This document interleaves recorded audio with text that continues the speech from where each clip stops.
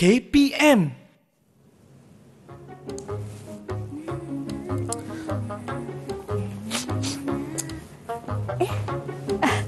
Kanda. Ya, Dinda. Apa hajatnya Kanda datang kemari? Kanda nak tanya jalan.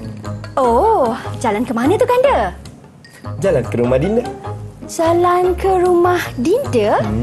Tapi kan Kanda, kalau nak masuk ke rumah Dinda ni, ada peraturannya. Ada peraturan? Ada peraturan. Kalau tak nak ikut? Kalau tak nak ikut peraturan tu Kanda, alamatnya kena jual lah nanti. Tak nak ikut peraturan, kena jual? Macam cerita Piramli pula.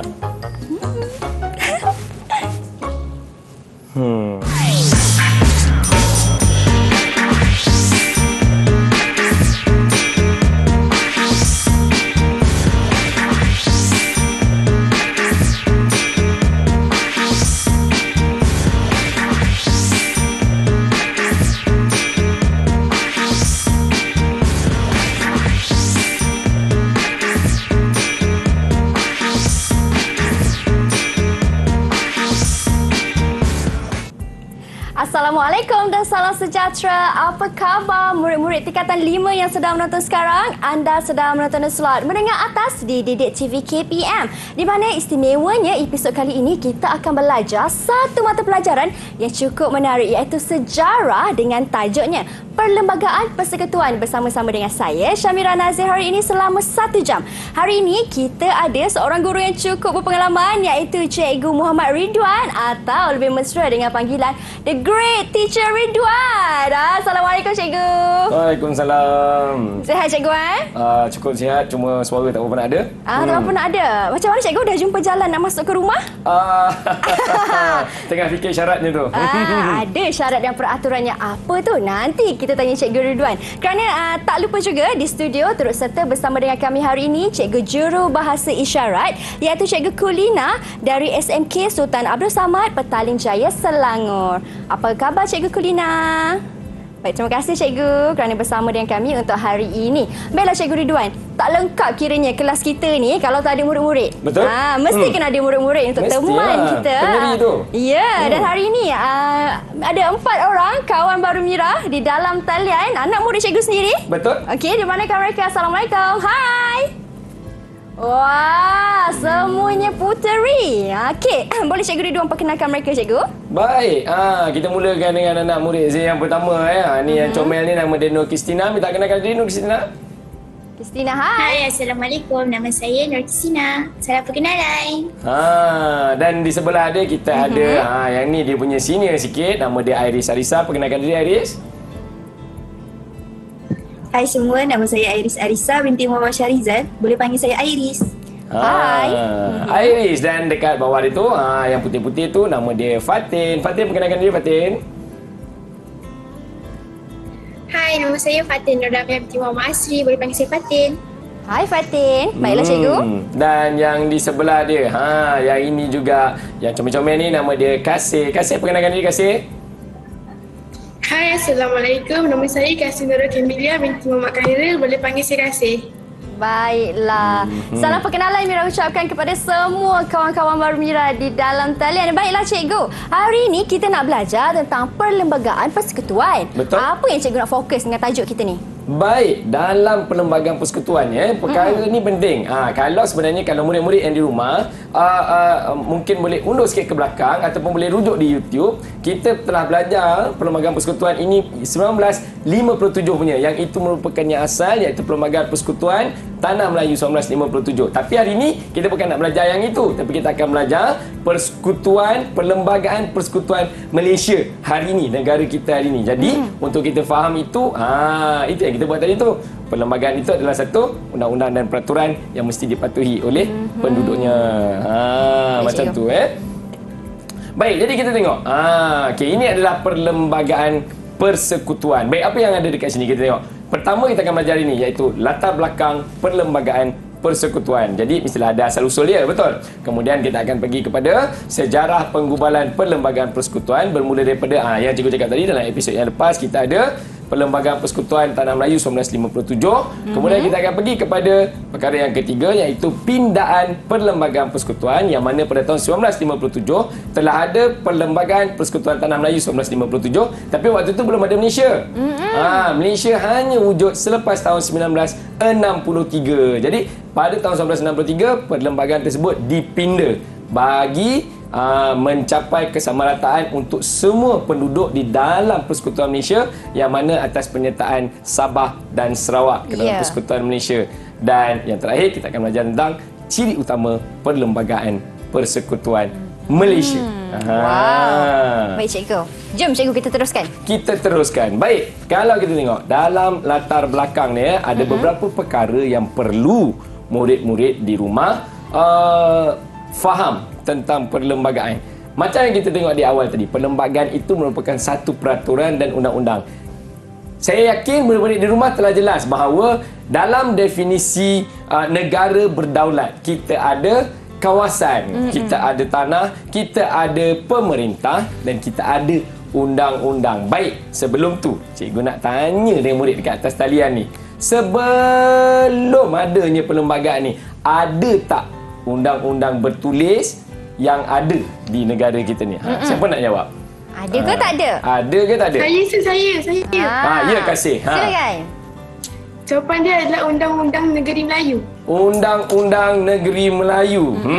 Betul. Kita telah pun ada Undang-Undang Negeri Melayu sebelum ni, dan kalau kita undur lagi ke belakang, kita juga ada undang-undang, kita ada Undang-Undang Kanun Melaka, kita ada Undang-Undang Laut Melaka. Ketika awal dulu dah ada. Jadi undang-undang inilah yang dijadikan panduan untuk sebuah negara itu berfungsi. Jadi kita tengok, sebelum kedatangan British pun memang negara kita telah diperintahkan berdasar sistem pemerintahan beraja.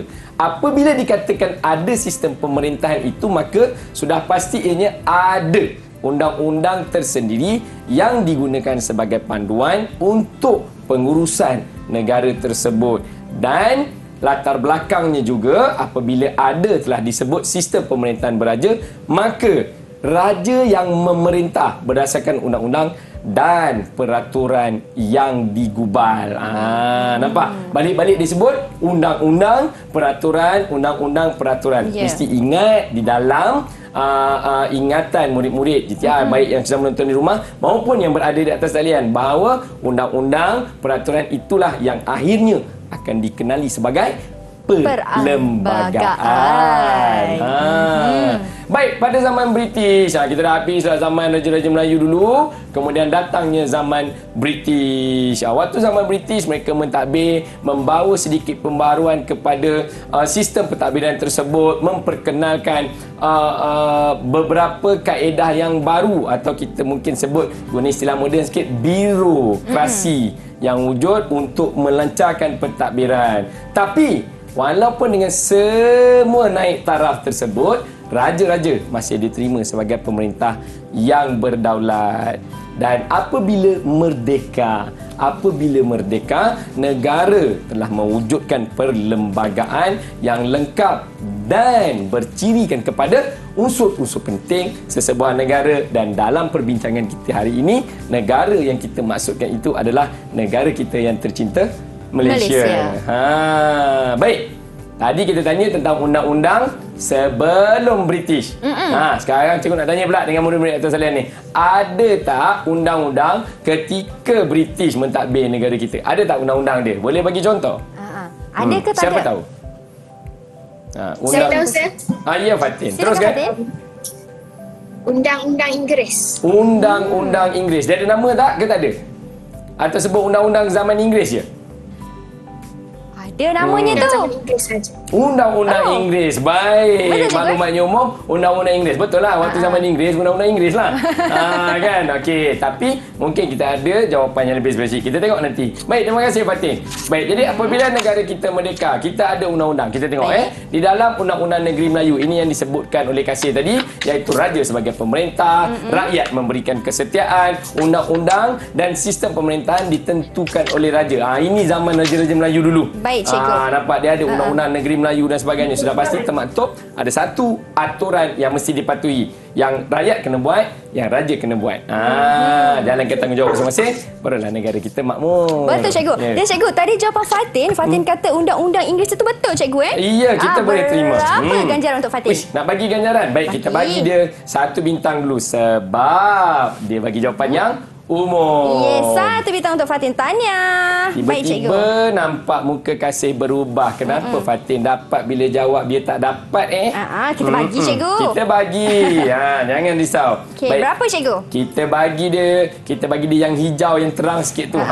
Sebab dia pun tadi bersinar-sinar menjawab tu kan. Untuk Kasih. Tanya. Baik. Baiklah. Seterusnya kita tengok pada zaman Kesultanan Melayu Melaka. Tadi saya dah sebutkan bahawa ada hukum kanun Melaka, undang-undang Laut Melaka dan segala undang-undang bertulis yang diwujudkan untuk panduan pentadbiran ketika itu. Dan undang-undang bertulis di negeri Melayu ini termasuklah hukum undang-undang Pahang, yang juga ada juga undang-undang di negeri Perak. Di semua negeri-negeri yang ada ini yang mempunyai kesultanannya mempunyai undang-undang je. Kalau undang-undang Johor dan undang-undang 99 Perak ni, yang ini agak popular dan diketahui oleh umum. Baik, kita tengok. Yang ni tadi undang-undang Inggeris yang Fatin sebut tadi. Ni dia. Okey, ada salah satunya adalah Charter of Justice. Merupakan undang bertulis yang wujud ketika itu. Okey, kemudian kita ada apa lagi? Kita ada piagam. Piagam yang terpilih bersesuaian dengan kegunaan negeri-negeri selat. Ini adalah kelompok pentadbiran awal yang diwujudkan secara sistematik di negara kita, iaitu negeri-negeri selat sebelum diwujudkan negeri-negeri Melayu bersekutu dan negeri-negeri Melayu tidak bersekutu. Okey, ini contoh dia. Dan tadi kita cerita tentang tanah Melayu, ini juga berkaitan dengan Sarawak dan Sabah. Baik, kita tambah satu soalan lagi. Kita dah sebut Charter of Justice, kita dah sebut undang-undang tu. Okey, siapa boleh bagi cikgu contoh isi kepada Charter of Justice atau mana-mana undang-undang yang cikgu sebutkan tadi? Siapa nak kongsikan? Contoh isi. Siapa boleh kongsikan? Ada? Tak ada? Tak tahu? Okey. Tak apa. Mereka nak cikgu terangkan dululah tu. Ya. Itu sebab tadi dia bagi pun, undang-undang Inggeris lah. Dia kata kan. Undang-undang Inggeris lah. Dia kata kan. Tak apa. Okey, jadi kita tengok. Di bawah undang-undang Inggeris, dia ada 3. Iaitu Charter of Justice 1 pada 1807 mewujudkan mahkamah di Pulau Pinang. Waktu ni baru saja mereka mengambil Pulau Pinang.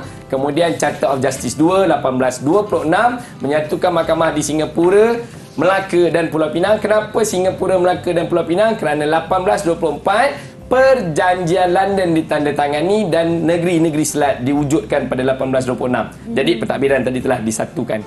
Kemudian Charter of Justice 3 pada 1855 mewujudkan mahkamah Singapura dan Melaka serta di Pulau Pinang.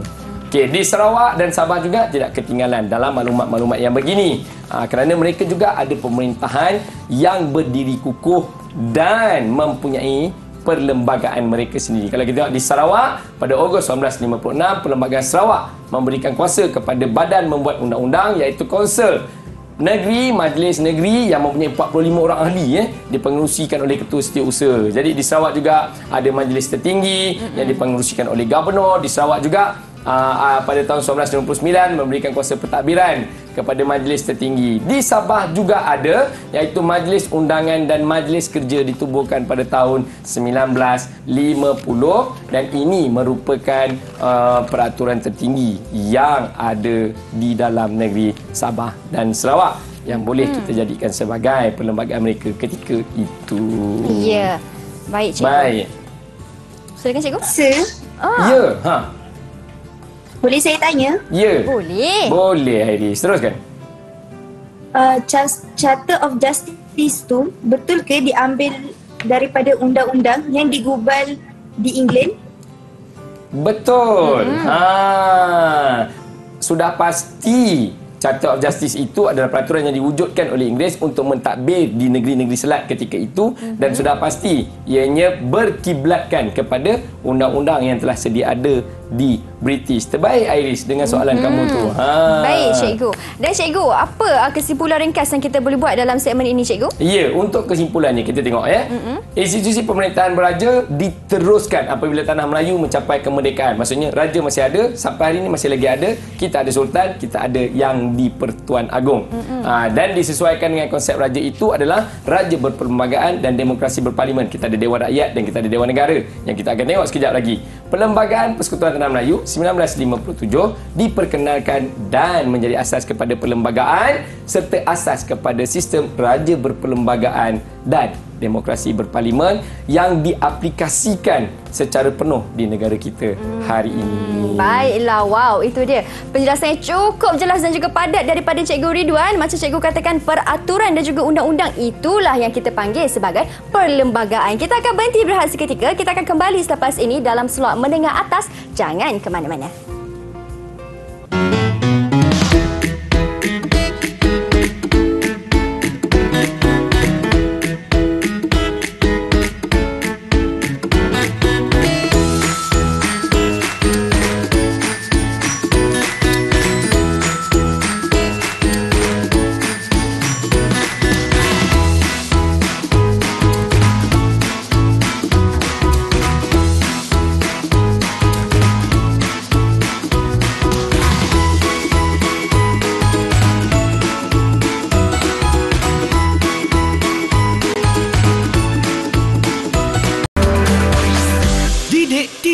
KPM. Baiklah, hari ini dalam mata pelajaran sejarah kita belajar dalam bab 2 dalam buku teks anda iaitu Perlembagaan Persekutuan untuk murid-murid tingkatan 5 bersama-sama dengan Cikgu Ridwan. Baik Cikgu, di segmen ini apa pula perkongsian Cikgu tentang Perlembagaan Persekutuan? Tadi kita dah berkenalan dengan latar belakang bagaimana adanya peraturan-peraturan sebelum ini yang menjadikan panduan kepada pentadbiran, kepada kerajaan-kerajaan yang telah wujud di negara kita, yang mana sebelum 1963 tidak ada Malaysia, yang ada Persekutuan Tanah Melayu, yang ada negeri Sabah yang merdeka dan Sarawak yang merdeka. Jadi mereka juga ada perlembagaan mereka sendiri yang merupakan mereka punya panduan untuk mentadbir negara mereka. Untuk kali ini, kita akan tengok sejarah penggubalan Perlembagaan Persekutuan. Tadi kita cerita tentang latar belakang yang berpecah-pecah. Sekarang kita nak masuk kepada apabila telah bersatu, sudah pasti tidak boleh nak guna Perlembagaan Persekutuan Tanah Melayu untuk Malaysia. Takkan nak guna Perlembagaan Sabah untuk Malaysia. Takkan nak guna Perlembagaan Sarawak untuk Malaysia. Kita mesti mewujudkan satu perlembagaan yang baru yang mengambil kira dan memikirkan kepentingan semua pihak di dalam negara baru yang diwujudkan pada tahun 1963 itu. Baik, kita tengok dalam sejarah penggubalan Perlembagaan Persekutuan bermula dari 1877 hingga 1957, pembentukan undang-undang dalam sesebuah negara dilakukan oleh badan yang sah dalam perundangan. Saya yakin saya ada minta Fatin untuk cari maklumat ni. Fatin, boleh kongsikan maklumat ni dengan kita semua, Fatin? Silakan Fatin. Hai semua. Pada tahun 1877, mesyuarat pertama Majlis Negeri Perak diadakan dan dipengerusikan oleh Raja Muda Yusof. Ini menjadi titik tolak kepada pembentukan undang-undang negara. Majlis Negeri Perak ini berperanan untuk menggubal undang-undang bagi negeri Perak. Seterusnya, peranan yang sama ini dimainkan oleh semua majlis negeri di negeri Melayu yang lain.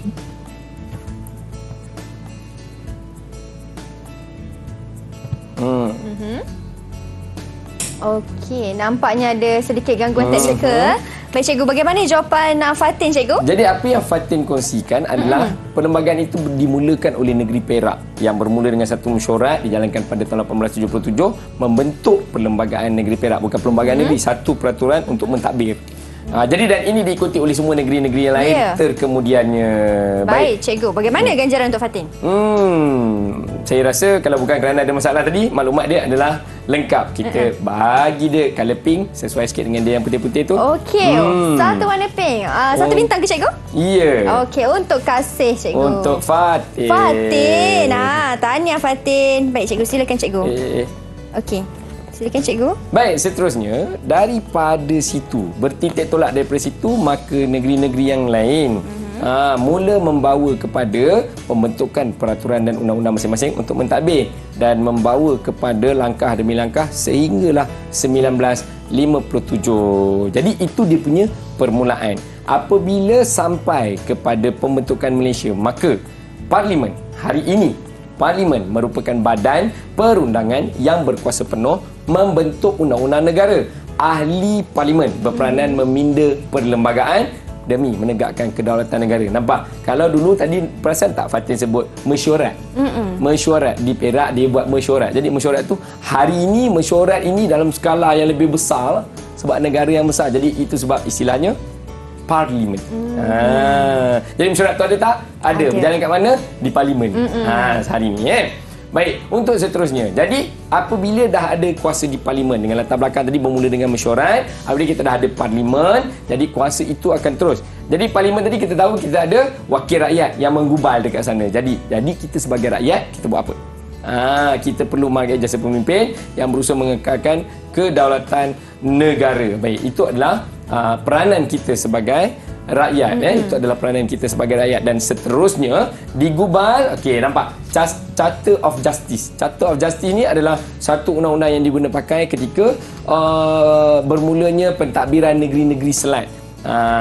Jadi Charter of Justice ini diwujudkan untuk melindungi penduduk. Sementara itu pembentukan undang-undang di negeri Melayu dimulakan oleh Majlis Negeri Perak. Baik. Seterusnya, undang-undang yang digubal oleh negeri-negeri Selat, Majlis Undangan Negeri, negeri-negeri Melayu Bersekutu, Majlis Persekutuan namanya, dan negeri-negeri Melayu tidak bersekutu yang dikenali sebagai Majlis Negeri pada 1946. Kalau saya tak silap lah Syamira, saya juga ada tinggalkan homework pada murid kita untuk maklumat 1946 ni. Siapa nak kongsikan dengan kita maklumat tentang 1946? Wah, Kristina. Semangat Kristina. Teruskan Kristina. Okey, baiklah. Pada tahun 1946, undang-undang di NNS digubal oleh Majlis Undangan Negeri, manakala undang-undang di negeri-negeri Melayu Bersekutu NNMB digubal oleh Majlis Persekutuan. Sementara itu, undang-undang di negeri-negeri Melayu tidak bersekutu NNMTB pula digubal oleh Majlis Negeri. Baiklah. Wow, kiranya komplit, lengkap ke? Lengkap. Maksudnya maklumat yang saya berikan tadi daripada negeri Selat, negeri Melayu Bersekutu, negeri Melayu tidak bersekutu, membentuk majlis yang kita istilahkan mesyuarat tadi tu untuk membentuk undang-undangnya. Bagus. Maksudnya mereka buat homework. Okey. Kerana buat homework, berapa bintang untuk Kristina? Oleh sebab dia lengkap dan tak lag, kita bagi dia 2. Wah, dapat 2. Kita bagi dia 2. Hebat. Tanya. Baiklah. Silakan cikgu.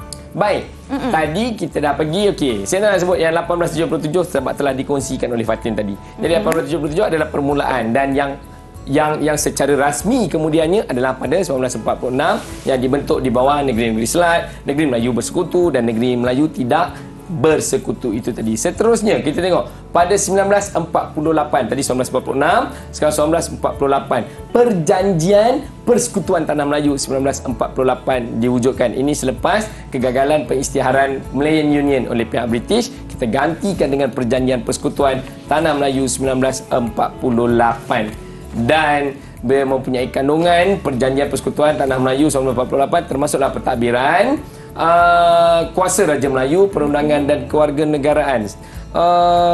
Sekejap, ada siapa-siapa nak kongsi tak 1948? Siapa yang kongsikan? Tak ada. Saya nak kongsi. Iris nak kongsi.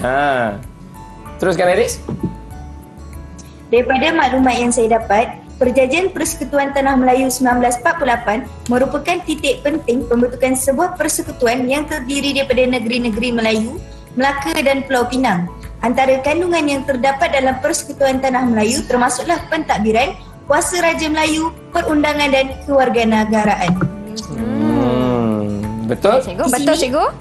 Ada gambar Ada lagi tu. gambar Ada gambar Raja-Raja Melayu bersama-sama General Sir Gareth Walter Robert Templar, Pesuruh Jaya Tinggi British di Persekutuan Tanah Melayu semasa mesyuarat Majlis Raja-Raja ke-20. Okey, Iris tunjuk atas sikit, atas sikit. Tak nampak atas sikit gambar tu Iris. Okey, Terbaik. begitu.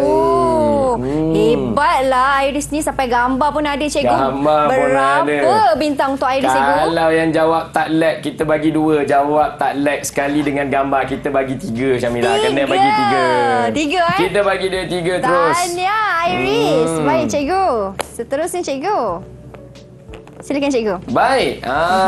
Jadi itu adalah permulaan kepada suatu perlembagaan yang dikirakan sebagai paling lengkap untuk negara kita. Bermula dengan Persekutuan Tanah Melayu 1948 dan ini membawa kepada perlembagaan persekutuan yang seterusnya daripada 48 terus ke 1957 iaitu Persekutuan Tanah Melayu 1957 yang mana perlembagaan Persekutuan Tanah Melayu 1957 disesuaikan dengan model Westminster dari Britain dan dikuatkuasakan sejurus selepas kemerdekaan Persekutuan Tanah Melayu pada 31 Ogos 1957. Baik. Jadi untuk Persekutuan Tanah Melayu 1957 ini adalah 5 perkara yang dijadikan rujukan. Yang ini murid-murid di rumah maupun yang di atas talian mesti kena ingat. Kalau tak ingat nanti kena jual. Hati-hati. Baik, kita tengok. Perlembagaan Persekutuan Tanah Melayu 1927 memandangkan negara kita mempunyai asas sistem perundangan bertulis, maka hal ini banyak membantu Malaysia menggubal sebuah perlembagaan bertulis. Yang pertama, perkara terma rujukan Persekutuan Tanah Melayu 1957 iaitu kerajaan persekutuan yang kukuh mesti diwujudkan.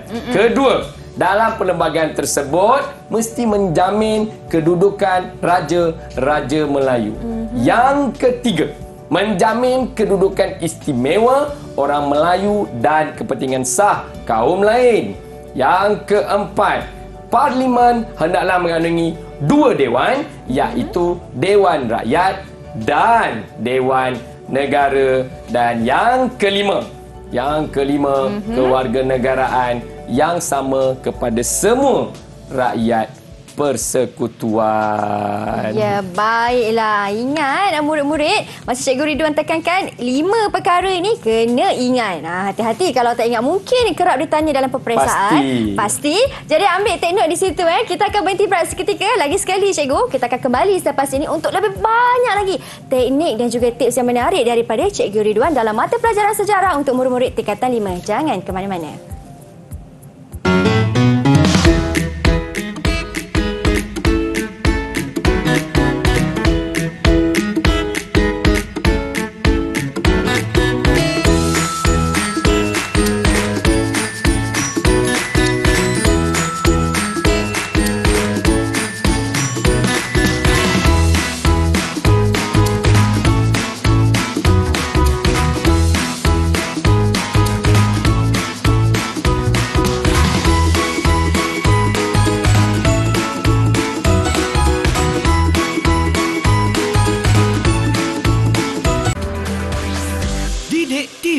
KPM.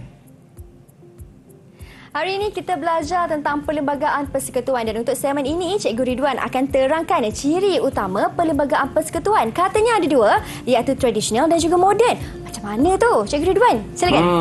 Memang sudah pasti ada tradisional dan ada moden sebab kita ada latar belakang pada perlembagaan persekutuan kita. Kita dah ada perundangan bertulis sebelum ini. Kita dah ada perlembagaan yang telah diguna pakai oleh kerajaan-kerajaan yang wujud di negara kita sebelum wujudnya Persekutuan Malaysia. Tapi sebelum kita pergi kepada ciri moden dan ciri tradisional, kita perlu kenal dulu dengan ciri-ciri utama perlembagaan yang diguna pakai oleh negara kita hari ini. Dan dekat sini selalu kita dengar je kan orang kata, oh pelajar buat pembentangan dekat dalam kelas. Saya yakin saya telah pun tinggalkan tugasan ini kepada murid-murid di atas talian kita. Jadi hari ini kita nak dengar, kita nak tengok apakah mereka telah bersedia untuk pembentangan mereka. Mari kita tengok ciri-ciri utama perlembagaan persekutuan. Baik, kita pergi kepada Ciri yang pertama, saya yakin saya minta Christina untuk buat maklumat berkaitan dengan yang pertama iaitu kesultanan atau pemerintahan beraja. Christina, boleh teruskan Christina. Silakan Christina. Okey, baiklah. Kesultanan atau pemerintahan beraja dan agama Islam adalah salah satu ciri tradisional. Salah satu ciri tradisional. Itu je. Cuba cerita sikit Christina, apa dia kesultanan atau pemerintahan beraja, agama Islam tu macam mana? Boleh? Alamak. Dia minta Cikgu Ridwan yang terangkan tu maksudnya. Maksudnya kena macam tu lah tu. Tapi tak apa Cikgu, ada ganjaran ke untuk Christina Cikgu? Saya rasa kita simpan dulu ganjaran simpan tu. dulu. Okey, Sebab baik. dia tiba-tiba dia lag. Baik, kita tengok betul. Memang salah satu daripada ciri awal perlembagaan yang kita gunakan hari ini iaitu kesultanan atau pemerintahan beraja, dan dia tidak akan dipisahkan dengan agama Islam. Dia mesti duduk sebelah menyebelah kerana kesultanan dan sistem beraja itu sendiri adalah satu institusi yang bertanggungjawab melindungi kedudukan agama Islam. Baik, kita tengok. Sultan merupakan pemerintah berdaulat di negeri-negeri yang termaktub di dalam persekutuan yang kita panggil Malaysia. Baik, Sultan merupakan pemerintah berdaulat dan memiliki kuasa penuh di negeri masing-masing. Setelah merdeka, disesuaikan dengan konsep demokrasi berparlimen yang di-Pertuan Agong sebagai pemerintah tertinggi negara. Di peringkat negeri, raja merupakan ketua negeri. Yang mana kita faham, setiap negeri ada sultan. Itu maksud dia. Jadi pada masa yang sama, takkan kita nak ada sultan tertentu yang menjadi raja kepada Malaysia. Tak boleh. Jadi mereka wujudkan satu sistem penggiliran dan mewujudkan jawatan yang dipanggil Yang di-Pertua Agong, dengan penggiliran semua sultan yang ada menjadi Yang di-Pertua Agong. Baik, apabila sebut dengan sultan dan institusi pemerintahannya, maka yang datang dengan dia adalah agama Islam. Di dalam peruntukan perlembagaan persekutuan, agama Islam telah ditabarkan sebagai agama rasmi persekutuan, dan ini bukan baru hari ini, tapi daripada awal lagi memang telah meletakkan agama Islam. Daripada perlembagaan-perlembagaan kerajaan-kerajaan sebelum ini yang tradisional itu memang telah meletakkan agama Islam. Zaman British, Raja di Negeri Melayu tidak perlu terima nasihat British berkaitan dengan hak kedaulatan raja, adat istiadat orang Melayu dan agama Islam. Ini memang hak yang termaktub di bawah Sultan. Selepas merdeka pun, agama Islam di Negeri Melayu diletakkan di bawah kuasa raja masing-masing. Dia tidak di bawah persekutuan, tapi tetap hak mutlak raja masing-masing. Itu sebab kalau kita tengok, contohnya macam cuti. Cuti. Ada negeri yang ambil cuti 1 Muharram, ada negeri yang tak ambil cuti, dan ini tertakluk kepada negeri tersebut. Baik, kita pergi seterusnya. Bahasa Melayu. Agak-agak ni mana? Tradisional ke, moden ke, mana? Siapa yang nak kongsi tentang bahasa Melayu ni? Siapa ingin kongsikan? Mari kongsikan. Saya, sir. Silakan Iris. Teruskan Iris. Bahasa Melayu dan kedudukan orang Melayu serta Bumi Putra berada dalam ciri-ciri tradisional perlembagaan persekutuan. Betul. Dia juga berada dalam ciri-ciri tradisional perlembagaan persekutuan. Tepat. Ya, tepat lah. Baiklah. Berapa ganjarannya? Kita letak dia ganjaran. Kita bagi dia 2 bintang kot Iris ni. 2 bintang untuk Iris. Dia Tahniah Iris. kena tindih tu. Dah maksimum dah dia punya kuota. Wow, dah 5 bintang dah ni. Baiklah cikgu. Silakan cikgu. Baik, jadi betul, bahasa Melayu daripada zaman Kesultanan Melayu Melaka lagi memang telah digunakan. Bahasa Melayu memang telah digunakan pada zaman itu lagi, dan sampai hari ini kita tak jumpa lagi orang dalam alam Melayu ni tadi bercakap dengan bahasa yang lain, apatah lagi untuk negeri-negeri di dalam tanah Melayu. Jadi bahasa Melayu menjadi lingua franca dan memainkan peranan sebagai alat pengantar, bahasa pengantar di kalangan penduduknya. Kini bahasa Melayu menjadi bahasa kebangsaan dan bahasa rasmi di negara kita. Seterusnya, apabila dah bahasa itu bahasa Melayu, maka kedudukan orang Melayu dan Bumi Putra. Sebelum merdeka, kedudukan orang Melayu dan Bumi Putra adalah di bawah kuasa raja dan ketua pribumi.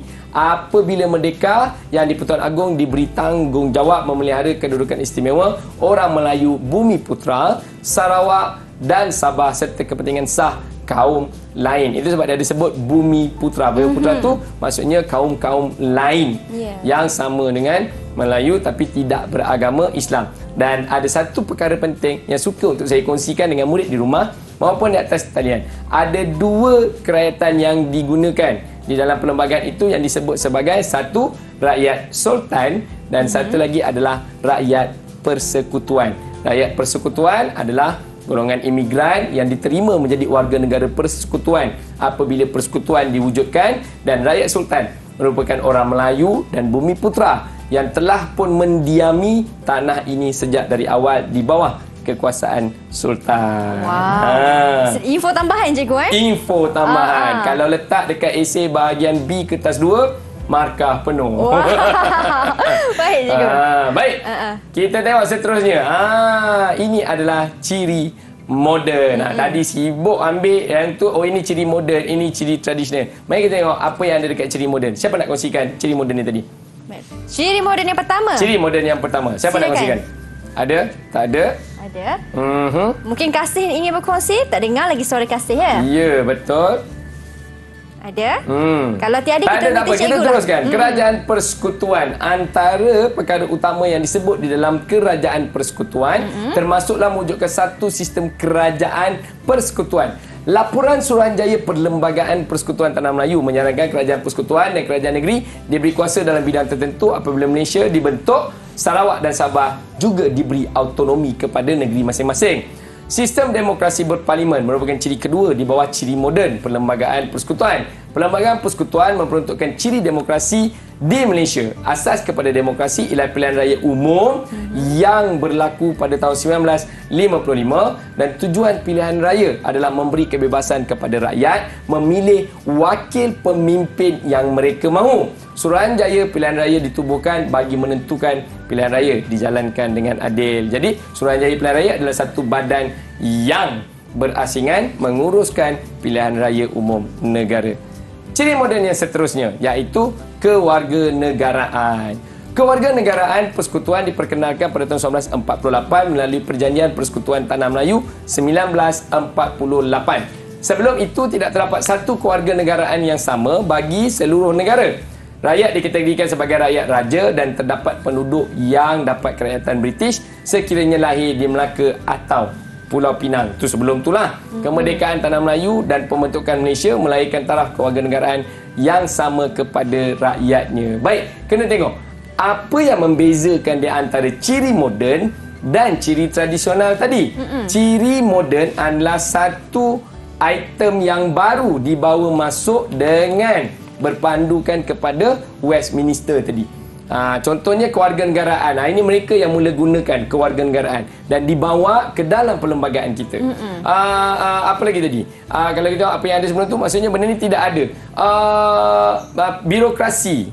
Dipecahkan kepada biro yang tertentu untuk melicinkan pentadbiran. Ini juga tidak ada dalam ciri tradisional. Tetapi diaplikasikan di dalam ciri moden kepada perlembagaan negara. Baiklah cikgu. Dan kalau murid-murid dapat bezakan, dalam ciri tradisional ada 4 isi di bawahnya dan dalam ciri moden ada 3 perkara atau 3 isi di bawahnya untuk murid-murid ingat lagi ya. Baik cikgu, kita akan berhenti berehat lagi sekali. Kita akan kembali selepas ini masih lagi bersama dengan Cikgu Ridwan dan juga Cikgu Kulina selaku Cikgu Jurubahasa Isyarat. Jangan ke mana-mana.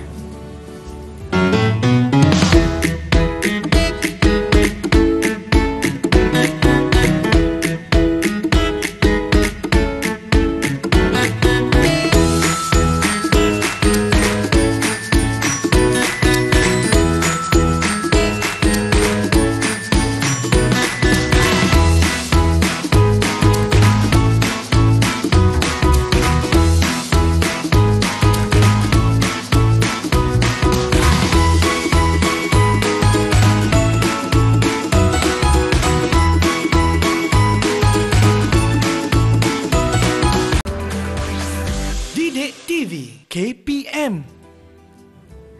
Baiklah, untuk Perlembagaan Persekutuan telah berlaku beberapa pindaan dari dahulu hinggalah kini dan sekarang Cikgu Ridwan akan tekankan pula untuk pindaan Perlembagaan Persekutuan untuk tahun 1963 dan juga 1965. Silakan Cikgu. Betul. Kalau kita tengok daripada awal dan istilah ni murid-murid mesti biasa dengar kronologinya. Ya, betul. Secara kronologinya kita bermula dengan peraturan-peraturan ataupun bolehlah kita sebut perlembagaan daripada awal Undang-Undang Laut Melaka, Hukum Kanun Melaka, kemudian pergilah kepada peraturan-peraturan negeri-negeri yang ada, Perak, Terengganu, Kelantan, kemudian wujudnya satu peraturan yang diwujudkan bila datangnya British, Charter of Justice untuk pentadbiran negeri Selat, kemudian adanya pula dia punya perlembagaan negeri-negeri Melayu bersekutu, negeri Melayu tidak bersekutu, dan akhirnya dicadangkan Malayan Union, tak jadi, digantikan dengan Persekutuan Tanah Melayu 1948. Pun tak cukup lengkap, dipinda lagi jadi Persekutuan Tanah Melayu 1957 untuk Tanah Melayu.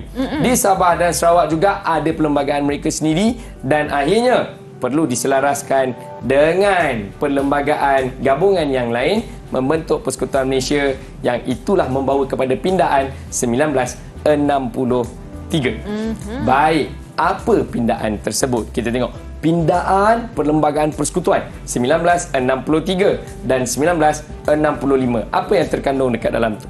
Perkara yang pertama, struktur Mahkamah Atasan. Apa dia Mahkamah Atasan ni? Kita tahu perlembagaan itu merupakan undang-undang tertinggi yang ada di dalam. Jadi bila ada undang-undang, pastilah ada mahkamahnya. Kita tengok apa yang ada di sana. Perlembagaan Persekutuan Tanah Melayu 1957 menetapkan struktur Mahkamah Atasan mengikut model Mahkamah Tertinggi England yang terbahagi kepada Mahkamah Atasan dan Mahkamah Rayuan. Apabila Malaysia dibentuk, Mahkamah Atasan diwujudkan, iaitu Mahkamah Persekutuan paling tinggi. 3 buah Mahkamah Atasan diwujudkan: Persekutuan Tanah Melayu, Sarawak dan Sabah serta Singapura. Mahkamah Persekutuan mendengar mana-mana persoalan perlembagaan dan pertikaian antara kerajaan persekutuan dengan kerajaan negeri. Jadi kalau ada pertikaian di negeri, rasa macam tak sesuai, kita boleh bawa dia ke Mahkamah Persekutuan dan akan ditimbang tara di sana. Ini bagi memastikan semua orang mendapat hak mereka di dalam perundangan yang diguna pakai. Baiklah. Itu yang pertama. Yang kedua, pembentukan Mahkamah Tinggi Borneo. Ini juga satu pindaan. Sebelum ni tak ada.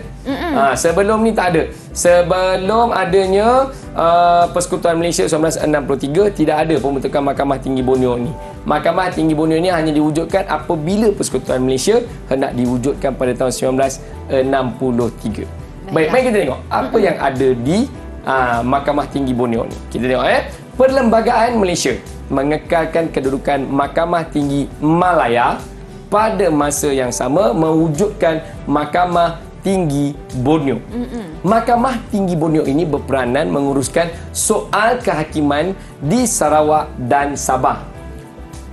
Pada tahun 1963, jawatan Ketua Hakim Borneo diwujudkan dan berpusat di Kuching, Sarawak. Menjelang tahun 1994, nama jawatan ini diubah kepada Ketua Hakim Sarawak dan Sabah. Kenapa jadi macam ni?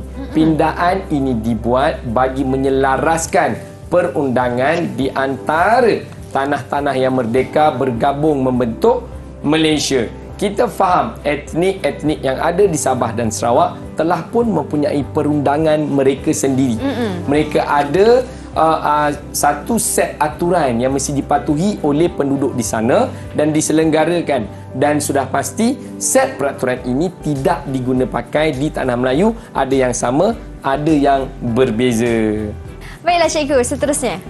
Baik, kalau kita tengok, jadi bila keadaan dia macam tu dengan set peraturan yang berbeza, perundangan yang berbeza, kita tak boleh nak gunakan mahkamah yang sama untuk menilai ataupun menghakimi perkara-perkara dalam dua daerah yang berbeza, iaitu di Borneo dan di Tanah Melayu. Baik, untuk yang ketiga, jawatan yang di-Pertua Negeri. Saya yakin saya ada tinggalkan tugasan ini khusus untuk murid di atas talian yang bernama Kasih. Kasih. Saya nak dengar maklumat ni selengkapnya, Kasih. Kongsikan dengan kita, Kasih. Silakan, Kasih. Dalam kajian saya, apabila Malaysia dibentuk, Sarawak dan Sabah diketuai oleh Yang di-Pertuan Negeri yang dilantik oleh Yang di-Pertuan Agong. Batam menjalankan tugasnya, Yang di-Pertuan Negeri perlu mengikut nasihat Majlis Terniat Baik Sarawak dan Kabinet Negeri Baik Sarawak. Baik, dari situ datangnya jawatan Yang di-Pertua Negeri. Memang betul. Sarawak dan Sabah dah datang dengan Yang di-Pertua Negeri. Bagaimana cikgu? Menarik. Maklumat tu sukar dijumpai. Jadi kita bagi dia reward, kita bagi dia 2 bintang. 2 bintang untuk Kasih. Baik, tahniah Kasih. Baiklah cikgu. Baik. Jadi itu adalah jawatan Yang di-Pertua Negeri. Betul. Kalau murid-murid di rumah perasan, di negeri-negeri dalam Malaysia hari ini ada negeri yang mempunyai sultan. Kita ada Sultan Terengganu, kita ada Sultan Pahang, kita ada Sultan Johor. Tapi kita ada negeri-negeri yang tidak mempunyai sultan, tapi ada negeri yang ada sultan tapi tak sebut sultan. Betul. Contohnya macam Negeri Sembilan. Tapi Melaka tak ada. Tapi yang paling jelas adalah macam yang saya kongsikan tadi, Sarawak dan Sabah masih guna Yang di-Pertua Negeri hingga hari ini. Jadi apabila Malaysia dibentuk, Sarawak dan Sabah diketuai oleh Yang di-Pertua Negeri yang dilantik oleh Yang di-Pertuan Agong. Dalam menjalankan tugasnya, Yang di-Pertua Negeri perlu mengikut nasihat Majlis Tertinggi bagi Sarawak dan Kabinet bagi negeri Sabah. Sama juga. Mesti mengikut penasihat mereka, bukannya maksud mereka berkuasa mutlak, tidak. Baik, seterusnya kita tengok pindaannya. Itu yang asal. Apa pindaan yang berlaku pada tahun 1965? Okey, itu tadi adalah ketika Malaysia nak dibentuk pada tahun 1963. Sekarang kita pergi tengok pada pindaan pada tahun 1965. Pindaan yang pertama, kita tengok Tunku Abdul Rahman selaku Perdana Menteri Malaysia pertama membawa usul pindaan perlembagaan yang dinamakan Pindaan Singapura di Parlimen pada 7 Ogos 1965. Seterusnya, Parlimen meluluskan usul yang membolehkan Singapura keluar dari Malaysia.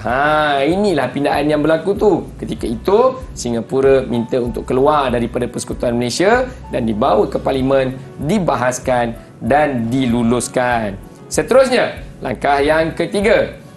Oleh itu, semua perkara yang berkaitan dengan Singapura telah dimasukkan dalam Perlembagaan Malaysia melalui pindaan 1965. Contohnya dari segi immigration, keuangan, hubungan luar dan pertahanan. Jadi ini semua telah dimasukkan apabila keluarnya Singapura dari Malaysia, bukan dimasukkan untuk kita, dimasukkan untuk Singapura. Ya, baiklah cikgu. Dan cikgu, memandangkan kita pun sudah sampai ke penghujung kelas kita, cikgu. Cukup jelas penjelasan cikgu juga tentang Perlembagaan Persekutuan ini. Sedikit rumusan daripada Cikgu Ridwan. Baik, rumusan tentang Perlembagaan Persekutuan Malaysia. Yang pertama, perlembagaan merupakan undang-undang tertinggi dalam sesebuah negara dan negara kita Malaysia tidak ketinggalan. Yang kedua, perlembagaan sebagai panduan yang menjelaskan kuasa dalam setiap perkara. Yang ketiga, pindaan perlembagaan Malaysia berlaku pada tahun 1963 dan 1965. Yang keempat, Malaysia merupakan negara yang sangat unik kerana mempunyai perlembagaan yang berasaskan ciri tradisional dan moden yang saling melengkapi antara satu sama lain. Yang kelima, pembentukan Malaysia 1963, pindaan perlembagaan dilakukan bagi menyesuaikan dengan Sarawak dan Sabah. Dan yang keenam, pindaan perlembagaan 1965 menyaksikan pemisahan Singapura dari Persekutuan Malaysia. Ya, baiklah. Inilah kesimpulan ringkas yang unik Malaysia ni, cikgu. Betul. Ada perlembagaan ciri tradisional dan juga moden. Satu-satunya di dunia. Wah, hebat. Berbangga jadi rakyat Malaysia. Dan Mesti. cikgu, bagaimana penilaian keseluruhan murid untuk hari ini? Untuk penilaian murid hari ini, kita tengok kita gunakan kaedah-kaedah. Yalah, nak disesuaikan dengan pelajar tingkatan 5. Kita dah bagi mereka membuat bacaan awal dan membawa maklumat untuk diselaraskan adakah ianya tepat ataupun tidak. Dan murid kita menjalankan tugas mereka dengan sangat baik. Mereka berjaya mendapatkan maklumat yang cikgu minta mereka cari pada minggu Wah, lepas. tahniah. Tepuk sikit kawan-kawan. Senyum sikit. Macam tu. Hebat semuanya. Dan kalau mereka ingin mengukuhkan lagi pemahaman mereka dalam tajuk ini, di manakah mereka boleh dapatkan sumbernya, cikgu? Baik, untuk murid-murid yang berada di rumah yang sedang menonton, kalau nak dapatkan semua bahan yang cikgu guna ni dan maklumat-maklumat yang dikongsikan oleh murid-murid di atas talian, murid-murid boleh dapatkan maklumat ni di portal Delima Sumberku. Ya, portal Delima Sumberku. Baiklah. Sumberku. Terima kasih banyak-banyak Cikgu Ridwan atas Sama-sama. perkongsian ilmu pada hari ini. Terima kasih juga kepada Cikgu Kulina selaku Cikgu Jurubahasa Isyarat. Jadi, ingatlah kawan-kawan, selaku rakyat Malaysia, kita haruslah sentiasa menghargai jasa-jasa pemimpin kita Betul. yang terdahulu dalam kita mengekalkan keamanan dan kesejahteraan negara kita. Terima kasih Cikgu. Sama-sama. Baiklah, teruskan menimba ilmu di mendengar atas Didik TV KPM. Saya Syamira Nazir. Assalamualaikum dan salam sejahtera. Bye.